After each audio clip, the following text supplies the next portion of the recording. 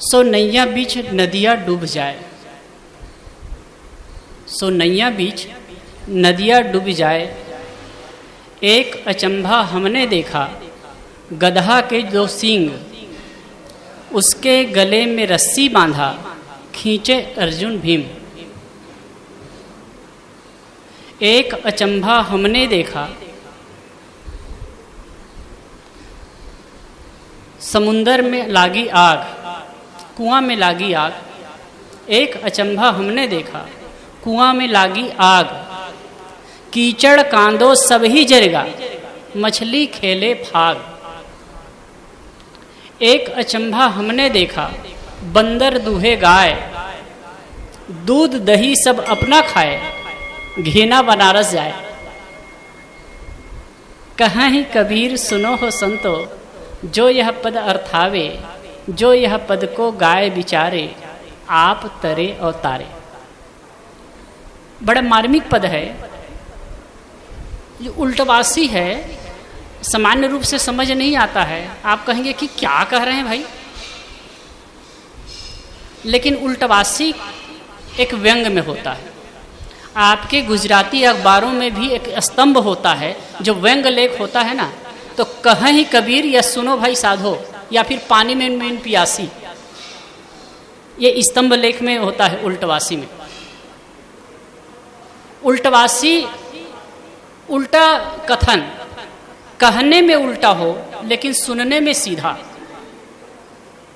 कबीर साहब के बीच में सब प्रकार के लोग आते थे। पंडितों को अपने शास्त्रीय ज्ञान का बड़ा गर्व होता था कि हम बड़े ज्ञानी हैं। तो कबीर साहब कहते बड़े ज्ञानी हो तो मेरे पदों का अर्थ करके बताओ। तो इस प्रकार से पद रखते थे और बड़ी गहरी बात छुपी हुई है इसमें। मैं ज़्यादा उल्टवासी की महिमा न कह के पद पर आता हूँ। सो नैया बीच नदियाँ डूबी जाए, नाव में नदी डूब जाए। साहब कह रहे हैं नाव में नदी डूब जाती है। आश्चर्य है, नदी में नाव चलती है, नदी में पानी है और पानी में नाव चलती है, लेकिन नाव में नदी समाप्त हो रही, उसमें डूब रही है। ऐसा क्यों होता है? लेकिन साहब कहते हैं हो सकता है, हो सकता है। नदी नाव में डूब सकती है। ये शरीर क्या है? नाव। इस संसार सागर को तरने की नाव का है, भवसागर को तरने की नाव का है। संसार में दुख मुक्त होने का एक बहुत सुंदर साधन है। अन्य प्राणियों के बीच में वो संभावना नहीं है। अन्य प्राणी दुख मुक्त नहीं हो सकते, हम हो सकते हैं। हम हो सकते हैं क्योंकि हमारे पास में एक शक्ति है चिंतन की, मनन की, विचार शक्ति है। और विचार शक्ति की वजह से ही हम संसार में दुख मुक्त हो सकते हैं। लेकिन अद्भुत बात है, हम इसी चिंतन शक्ति का दुरुपयोग करके दुख मुक्त नहीं, दुख का और बंधन बनाते जाते हैं, दुख में उलझते जाते हैं। आज देख लीजिए, आप जहां कहीं भी जाइए, जितना दुखी आदमी है उतना दूसरे प्राणी नहीं है, दूसरे प्राणी नहीं है।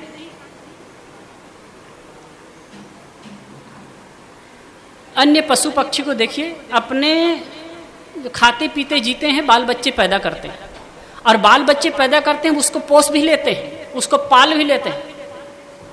लेकिन हम आप जैसे चिंता नहीं करते। जब तक कि बच्चा छोटा है, जैसे कि गाय भैंस आदि है, तो वो दूध पीता है, तब तक कि उसकी परवरिश करते हैं। जब तक वो छोटा है तब तक रक्षण करते हैं। बड़ा हुआ स्वतंत्र, कोई मतलब नहीं।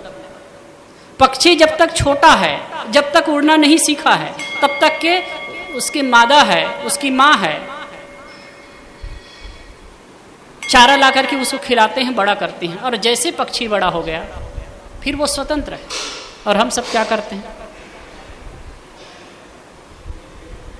अपना बाल बच्चों के लिए, बाल बच्चे के बाल बच्चों के लिए एक मजाक करते हैं, एक कहानी है। एक पंडित जी थे, पंडित जी के पास नहीं, एक सेठ जी थे, सेठ जी थे। तो सेठ जी ने अपने मुनिम से कहा कि भाई थोड़ा पता लगाओ, तो लेखा जोखा तय करके बताइए कि कितने पीढ़ी के लोग खा सकते हैं, जो संपत्ति उसको कितने पीढ़ी के खा सकते हैं।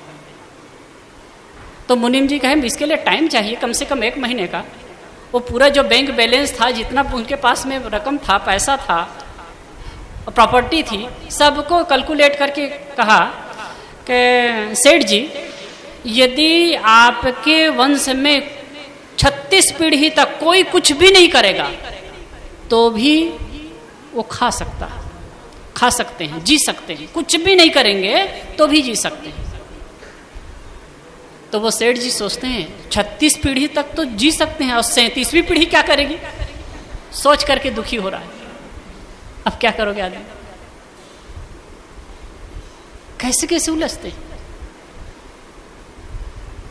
कैसे कैसे सोचते हैं हम।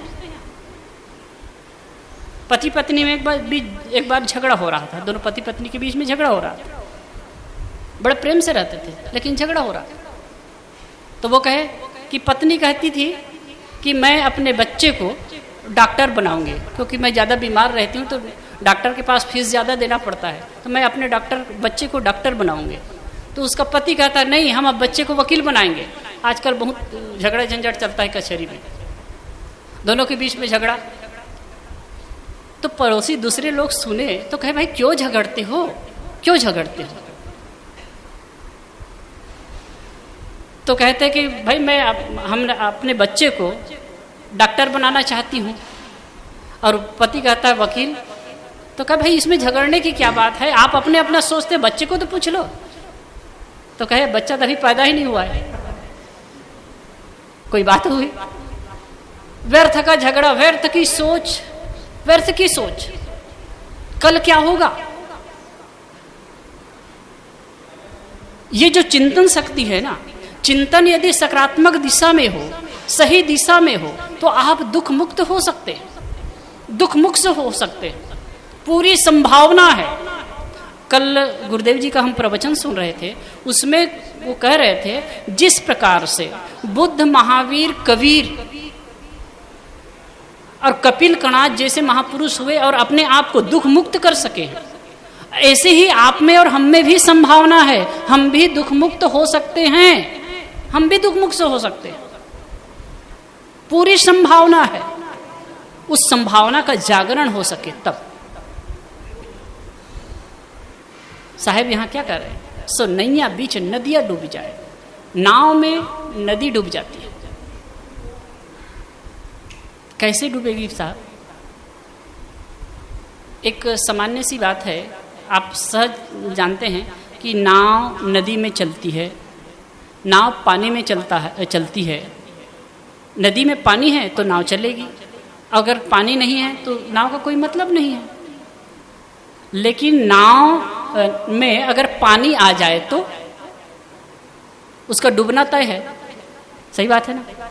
सामान्य से सब लोग जानते हैं, नाव में अगर छिद्र है, पानी अगर घुसने लगा तो नाव का डूबना तय है। ठीक ऐसे ही अगर हम संसार में रहते हैं, संसार की आसक्ति, संसार का राग अगर हमारे अंदर आता है तो हमारा डूबना तय है। कहते हैं अगर इस जीवन में जीते जीते अनासक्त हो गए, बाहर की ममता समाप्त हो गई, बाहर का खिंचाव है, राग द्वेष के जो झगड़े हैं, राग द्वेष के जो द्वंद्व है, वो अगर समाप्त हो गए तो इसी जीवन में मुक्ति है। अगर जिसका किसी का ऐसा हो गया ना, तो ये सुंदर जीवन जो जीवन है नाव का है ना, इसी में उसका संसार सागर समाप्त हो जाता है। जो संसार नदी है समाप्त हो जाती है, संसार सागर कह सकते हैं, संसार सागर उसका यही समाप्त हो जाता है। ये जो हमारी जो मानव शरीर है, ये नाव का है तरने का, और इसी में ये संसार है, भवसागर है, इसी में डूब जाता है, समाप्त हो जाता है।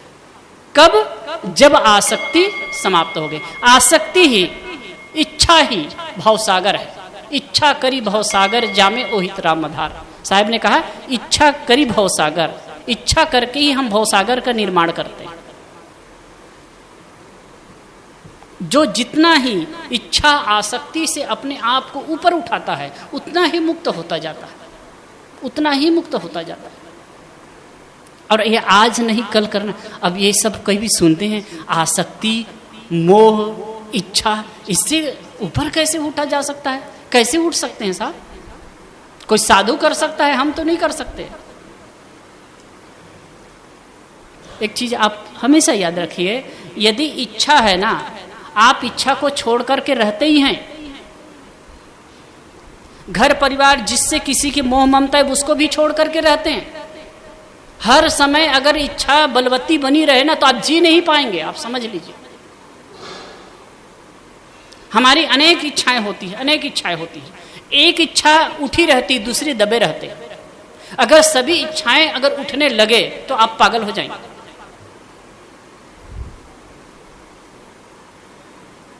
इसीलिए कहे भाई जियो तो कैसे जियो, संसार में जियो, अपना कर्तव्य करो। लेकिन हाँ, इसमें दो बात और समझिए, इच्छा और आवश्यकता, दो चीज, इच्छा और आवश्यकता। आवश्यकताओं की आवश्यकताओं की पूर्ति होती है, इच्छाओं की पूर्ति नहीं होती। और की जो चाहना होती है, ये चाहिए वो चाहिए वो चाहिए, वो पूरी नहीं होती। अब यही हमारे लिए दुख खड़ा होता है। ठीक है, एक हम किसी चीज़ की इच्छा करते हैं, उसको पूरा करने के लिए प्रयत्न करते हैं, जितनी आपकी क्षमता है, जितनी आपकी योग्यता है, जितना आप कर सकते हैं करिए, लेकिन बहुत ज़्यादा पैर मत फैलाइए।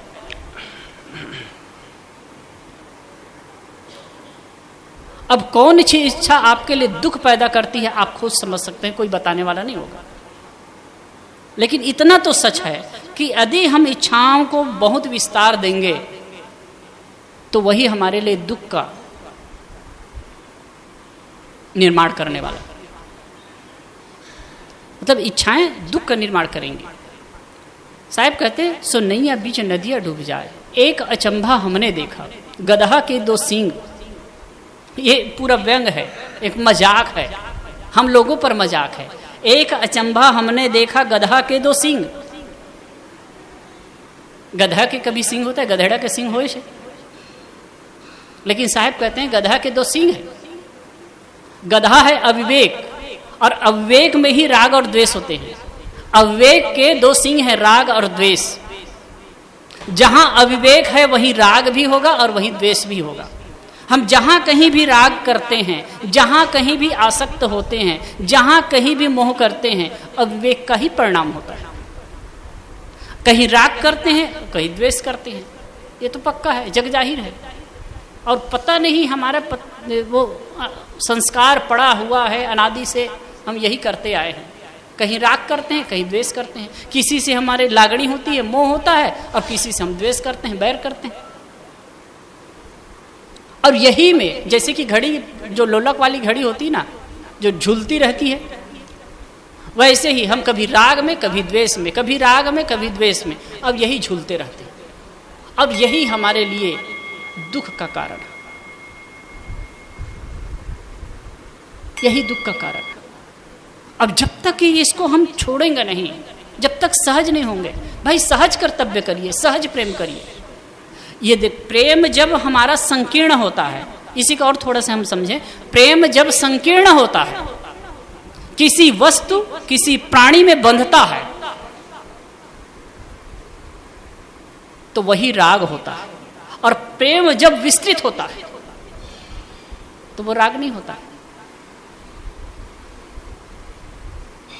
जब हमारा मन का खिंचाव, हमारा मन का लगाव किसी व्यक्ति विशेष पर है तो वो राग है, और वो समग्रता के प्रति हो गया तो वो प्रेम हो गया।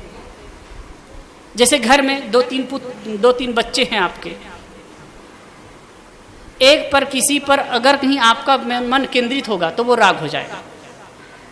आपकी लागणी एक पर किसी पर होती तो राग हो जाएगा, और किसी पर राग किए मतलब दूसरे से आप द्वेष करेंगे। लाओत्से ने बहुत सुंदर कहा है किसी चीज को आप प्रिय मानते हैं ना, किसी चीज को आप प्रिय कहे मतलब अप्रियता तो सिद्ध हो ही गई। किसी चीज को आप अच्छा माने कि बुरा तो हो ही गया। कहीं आप राग किए तो द्वेष तो अपने आप खड़ा हो ही जाएगा। किसी को प्रति राग है, किसी के प्रति राग है, तो उसको आप पूरा जोर देंगे, उसके लिए अच्छा करने की कोशिश करेंगे। और होता क्या है, हम जिससे राग करते हैं ना, उसकी सब बातें हमें अच्छी लगती है। अब ये राग ऐसा नहीं है घर परिवार पत्नी और बच्चे पर होता है, ऐसा नहीं है। जिन महापुरुषों को हम अपना मान लेते हैं उनके प्रति भी राग हो जाता है। उसको हम थोड़ा से और मनोरम नाम देते हैं, एक स्मूथ नाम देते हैं, श्रद्धा। श्रद्धा भी अगर गहरी श्रद्धा होगी तो ये भी राग है। और कहीं ज्यादा श्रद्धा किसी महापुरुष पर किए तो उसकी अच्छी बुरी सब बातों को आप कहोगे बहुत अच्छा है, सही है, ठीक है। और जहां अति श्रद्धा किसी महापुरुष के प्रति हो गई तो आप दूसरे को कभी नहीं समझ सकते, फिर कभी नहीं समझ सकते, ये समझ लीजिए। दूसरों को आप कभी नहीं समझेंगे, उनके प्रति आपका द्वेष हो जाएगा। मैं कल एक वीडियो सुन रहा था इश्कान वालों का, जो पाकिस्तान में है। तो एक जो मौलवी जी गए थे और उनके पास में इंट्रोडक्शन ले रहे थे, उनसे पूछ रहे थे। तो इस ढंग से वो बात कर रहे थे कि सुन करके लगा वो कि जो लाड भगवान कृष्ण है उसके अलावा तो कुछ नहीं, और जो कुछ भी है कहे कि और कुछ मानते हैं ना, वो तो कभी तुच्छ बुद्धि वाले। अब यही सब कुछ सब लोग कहते हैं भाई, सब लोग कहते हैं। एक कबीर को पक्का कबीर अनुयायी होगा ना, एकदम कबीर को परमात्मा मानता होगा, वो समझेगा कहते कि दूसरे लोग तो सब ऐसे ही हैं, कबीर साहब ही सुप्रीम पावर हैं। ऐसे सब राम को मानने वाले, कृष्ण को मानने वाले, ईसा को मानने वाले, बुद्ध को मानने वाले और मोहम्मद को मानने वाले, सबकी यही दशा है। कहते हैं गुरुदेव जी हमेशा ये कहा करते थे, अपनी श्रद्धा को तरल रखिए। कोई राम कृष्ण या कबीर हमारे दादे बाबे नहीं, ये सब हमारे दादे बाबे नहीं है, कोई हमारे रिश्तेदार नहीं है। इसलिए कहते हैं साधु होना चाहिए पक्का होए के खेल, क्या है पक्का होए के खेल नहीं, साधु ऐसा चाहिए जैसा शुभ सुभाए, सार सार को गही रहे, थोथा दे उड़ाए। सब जगह से सार ले। और कबीर साहब यही दृष्टि देते हैं, सबको सुन, सबकी सुनिए, सबकी सुनो, निबेरिए अपनी। अब उसमें सत्य सार को आप छानबीन करिए, देखिए। जहां अविवेक है वहीं राग है, और राग है वहीं द्वेष है। इसीलिए कबीर साहब कह रहे हैं कि अविवेक के ही दो सींग हैं, राग और द्वेष। हम कहीं रागी बनते हैं, कहीं राग कर रहे हैं, कहीं द्वेष कर रहे हैं। आप बारीकी से देखिए, कहीं ना कहीं अविवेक है, अज्ञान है। अज्ञान की वजह से ही ये होता है। और उसके गले में रस्सी बांधा खींचे अर्जुन भीम, और जो अविवेक के गले में रस्सी बांध करके अर्जुन भीम जैसे बड़े बड़े ज्ञानी कहलाने वाले, बुद्धिमान करने वाले, कहलाने वाले, उसको खींच रहे। सब आदमी अपने आप को ज्ञानी ही मानता है। ऐसा नहीं है कि मैं वक्ता हूं इसलिए मैं ज्ञानी हूं, ऐसा नहीं। सबके सब ज्ञानी हैं, क्योंकि सबके सब कुछ न कुछ तो जानते ही, और सबके सब अज्ञानी भी हैं, क्योंकि हम थोड़ा जानते हैं, बहुत अधिक नहीं जानते साहब। थोड़ा ही जानते हैं, बहुत अधिक नहीं जानते हैं। जैसे रात्रि में कोई टार्च लेकर के निकले तो देखता है, वो बहुत दूर तक के देख लेता है, बहुत कुछ देख लेता है। देखता है ना तो दूर तक के देखता है, रास्ते को देखते हुए चलता है ना, लेकिन देख तो रहा है, बहुत देखता है, लेकिन बहुत अधिक को नहीं देखता है। थोड़ा ही देखता है, बहुत अधिक को नहीं देखता है। इसलिए चाहे हम जितना भी जाने, थोड़ा ही जानते हैं, बहुत अधिक को नहीं जानते। एक स्पेशल इंजीनियर भी होगा ना, बहुत बड़ा इंजीनियर भी होगा, साइकिल के पंचर बनाना नहीं जानता है, उसके बारे में तो अज्ञानी ही है ना।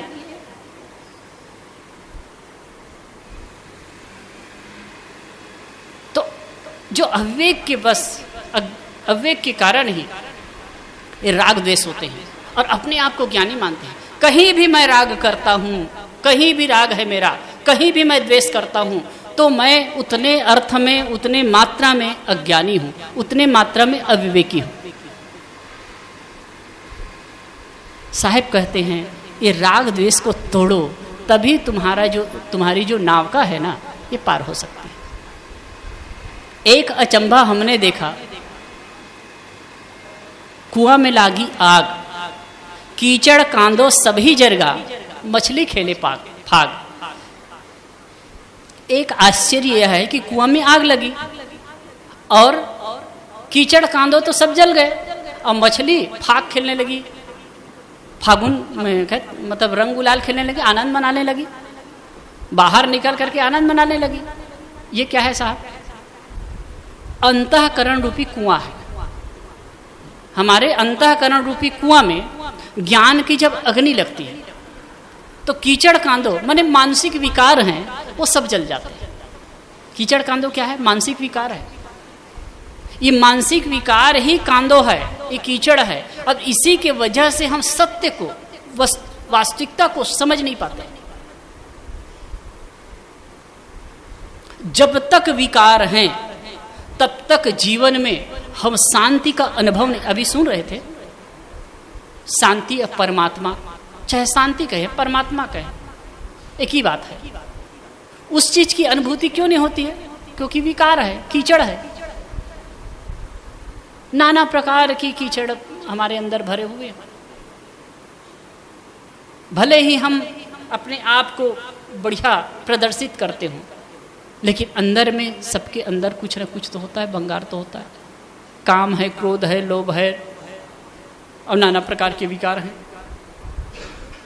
ये जो विकार है यही कांदव। लेकिन जब ज्ञान की अग्नि लगती है ना, तो कहते हैं कि ये सब जल जाते हैं। और मछली है मनोवृत्ति,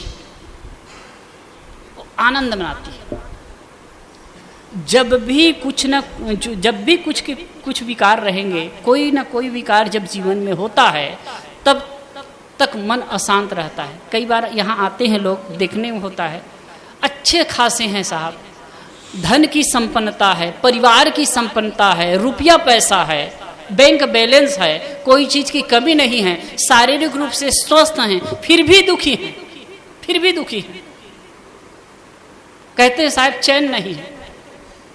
क्यों चैन नहीं साहब? अगर धन में सुख होता, कितने तो धन के लिए पागल बने फिरते हैं, उल्टा सीधा काम करते हैं, वो धन आपके पास है। परिवार के लिए लोग, जिनका परिवार नहीं होता है, वो परिवार के लिए फाफा मारते हैं, परेशान होते हैं, वो परिवार भी आपके पास है, शरीर भी अच्छा है, लेकिन फिर भी दुखी क्यों है? इसका मतलब है कुछ ना कुछ तो बुनियादी चीज गड़बड़ है, कुछ ना कुछ तो गड़बड़ी अंदर में है।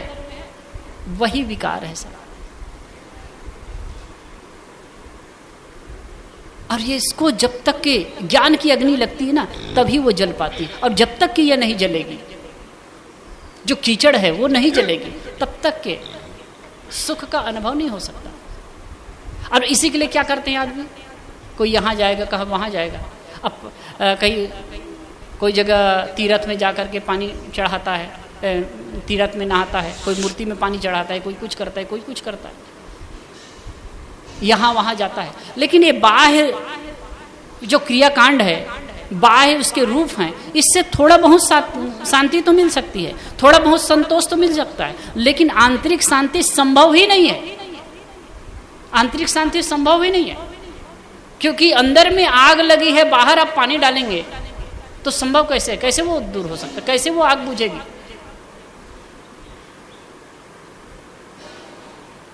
अंदर में जो आग लगी है उसको उसी ढंग से, जहां आग लगी है उसको उसी ढंग से बुझाया जाएगा। अंदर से ही हम बुझाएंगे ना।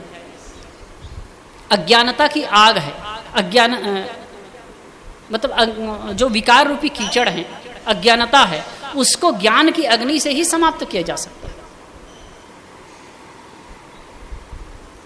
आगे बात कहते हैं, एक अचंभा हमने देखा, बंदर दूहे गाय, दूध दही सब अपना खाए, घी ना बनारस जाए।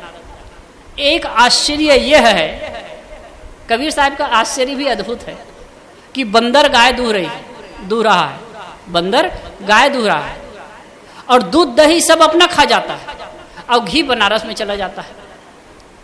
दूध दही सब खा गए तो घी कहां से निकलेगा? तो ये आश्चर्य क्या है? ये पूरा जो पद है एकदम आध्यात्मिक है, बहुत ही गजब का पद है। एक अचंबा हमने देखा, बंदर दुहेगा है। बंदर शुद्ध मन ही बंदर है। जब मन पवित्र हो गया, शुद्ध हो गया, तो शुद्ध मन रूपी बंदर क्या दूहता है? जो सद्बुद्धि रूपी गाय का दोहन करता है। गाय है सद्बुद्धि, सद्बुद्धि का दोहन करता है। मतलब मन शुद्ध है तो वो जो कुछ भी करेगा अच्छा करेगा। मन शुद्ध हो गया, हमारे विचार शुद्ध हो गए, हमारे संस्कार शुद्ध हो गए, तो फिर सद्बुद्धि का दोहन जो करेगा ना, सद्बुद्धि से जो कुछ भी निश्चित होगा ना, वो बड़ा अच्छा होगा। समझ रहे ना ये बात को? मन की शुद्धि, मन की पवित्रता जीवन की पवित्रता है। मैं आज एक लेख शुरू कर रहा था, मन और जीवन। मन और जीवन बड़ा अद्भुत बात है। मन और जीवन में कोई विशेष अंतर नहीं है। मन को हम जीवन से अलग नहीं कर सकते, जीवन को मन से अलग नहीं कर सकते। और मन बिगड़ा तो जीवन बिगड़ा, जीवन बिगड़ा तो मन बिगड़ा। मन को यदि ठीक कर लिया गया, मन यदि शुद्ध हो गया, किससे? ज्ञान विचार से, सद्गुण सदाचार से मन शुद्ध हो गया। मन शुद्ध हो गया, सद्वृत्ति हो गई, सद्बुद्धि का उदय हो गया, तो कहते हैं उसका जो मन है सद्बुद्धि का दोहन करता है। फिर और जीवन में और अनेक प्रकार के सद्गुण आने लगते हैं। फिर दूध दही सब अपना खाए।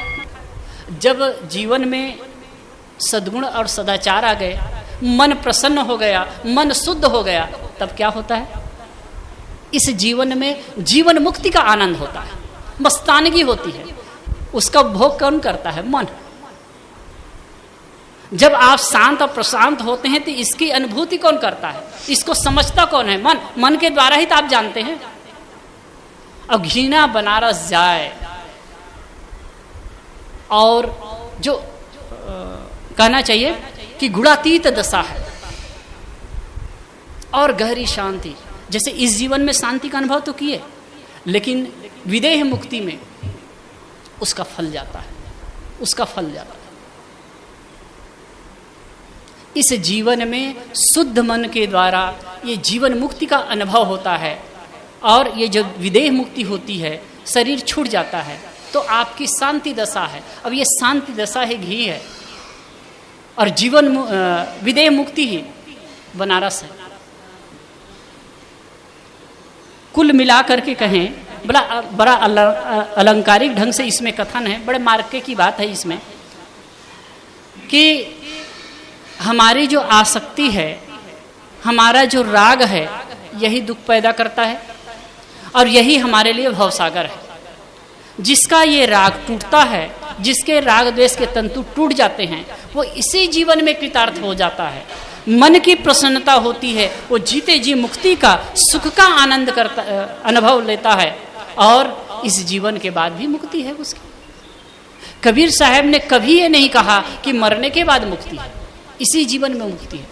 ये सब बातों में ऐसी इस प्रकार की कबीर साहब की इतनी सारी बातें हैं, जिसमें न तो किसी परमात्मा की बात है, और न किसी देव गोसैया की बात है, और न कोई किसी प्रकार की बात है। केवल जीवन की बात है, जीवन की बात है, अपनी बात है। और ये जो उल्टवासी है ना, हमारी मूर्खता पर, हमारे बेहुद्देपन पर, हमारी नासमझी पर। भाई तुम समझते नहीं हो, इसलिए बाहर भटकते हो। अपने मन को शुद्ध कर लो, इसी जीवन में सुख है, यही शांति है। और इसके लिए हम सब प्रयास कर सकते हैं, और इसी जीवन में उसकी अनुभूति कर सकते हैं।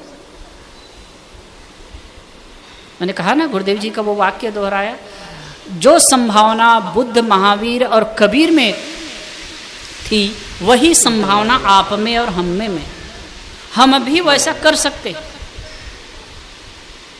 ये भी बात है कि यदि हम मन को गंदा कर सकते हैं, तो मन को शुद्ध भी कर सकते हैं।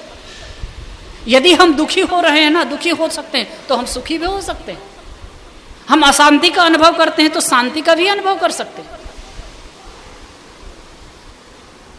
बस समझना है और दिशा कन्वर्ट करना है, दिशा को चेंज करना है। तो मैंने इस कबीर साहब की इस पद पर चर्चा की। अंतिम में तो बात कहते हैं, कहे कबीर सुनो हो संतो जो यह पद अर्थावे, जो यह पद को, इस पद को अर्थाता है, इस पद का अर्थ लगाता है, इस पद आत्मपद को समझता है। आप तरे और तारे, वो स्वयं तरता है और दूसरे के लिए भी तरने का कारण बनता है। वास्तव में जो अपने विकारों को धो दिया, जो अपने अस्तित्व को समझा, जिसका बाहर का भटकाव शांत हो गया, वही तो सद्गुरु हो जाता है। और उसी की शरणागति में दूसरे लोग भी सुख और शांति का अनुभव करते हैं। सद्गुरु का मतलब ऐसा नहीं कि कोई कपड़ा, अमुक प्रकार के कपड़ा पहन लिया वो है। जिसका मन शांत हो गया, जिसका मन कॉम्प्लेक्स फ्री हो गया, जिसके मन की गांठें टूट गई, जिसके तंतु टूट गए, वो इसी जीवन में उस चीज की अनुभूति करता है और दूसरे की प्रेरणास्पद हो जाता है। वो कुछ कहे या न कहे, लेकिन उसका जीवन में असर होता है। तो मैंने कुछ देर अपनी बात रखी और यहीं पर अपनी बात विराम देता हूँ। बोलो सद्गुरुदेव की जय।